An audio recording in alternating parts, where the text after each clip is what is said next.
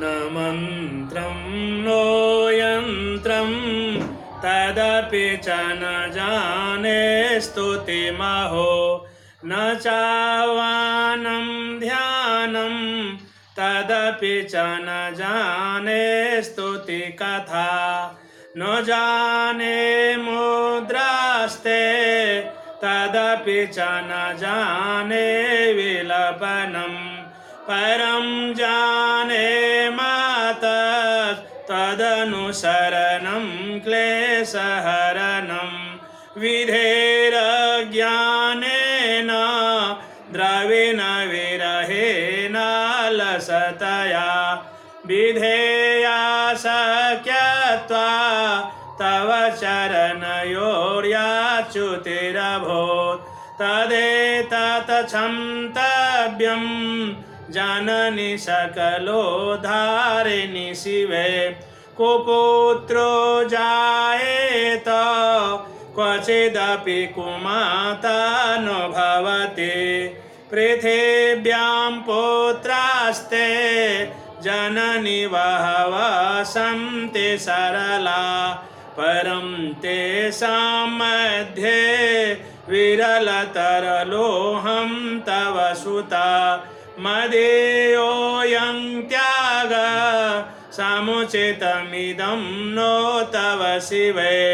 कुपुत्रो जायेत क्वचिदपि कुमाता न भवति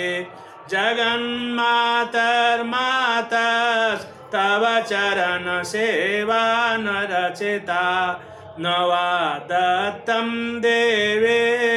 द्रविणमपि भूयस्तव मया तथापि त्वं स्नेहं मयि निरुपमं यत् प्रकुरुषे कुपुत्रो जायेत क्वचिदपि कुमाता न भवति परित्यक्ता देवा विविधविधिसेवाकुलतया मया पञ्चाशते रधिकमपनीते तु वयसि इदानीं चेन्मातस्तव यदि कृपा नापि भविता निरालम्बो दरजननिकं यामि शरणं स्वपाको जल्पाको भवति मधुपाकोपमगिरा निरातङ्को रङ्को विहरति चिरं कोटिकनके तवापर्णे कर्णे विशति मनुवर्णे फलमिदं जनः को जानीते जननि जपनीयं जपविधौ चिताभस्मालेपो गरलमसनं दिक्पटधरो जटाधारे कण्ठे भुजगपतिहारे पशुपते कपाले भूतेशो भजति जगदीशैकपदवीं भवानी त्वत्पाने ग्रहणपरिपाटे फलमिदं न मोक्षस्याकाङ्क्षा भवविभववाञ्छापि च न मे न विज्ञानापेक्षा शशिमुखि सुखेच्छापि न पुनः अतस्त्वां संयाचे जननि जननं यातु मम वै मृडानि रुद्राणि शिव शिव भवानीति जपत नाराधितासि विधिना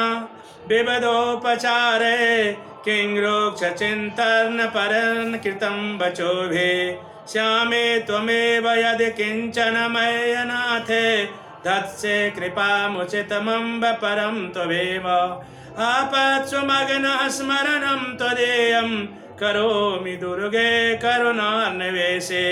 नेतच्छटत्वं मम भावयेथा क्षुधा तृषार्ता जनने स्मरन्ते जगदम्ब विचित्रमत्र किं परिपूर्णा करुणास्ति चेन्मये अपराध परं परापरं न हि माता समुपेक्षते सुतं मत्समः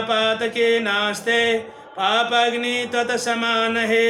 एवं ज्ञात्वा महादेवी यथा योग्यं तथा कुरु। ओम शांति शांति शांति।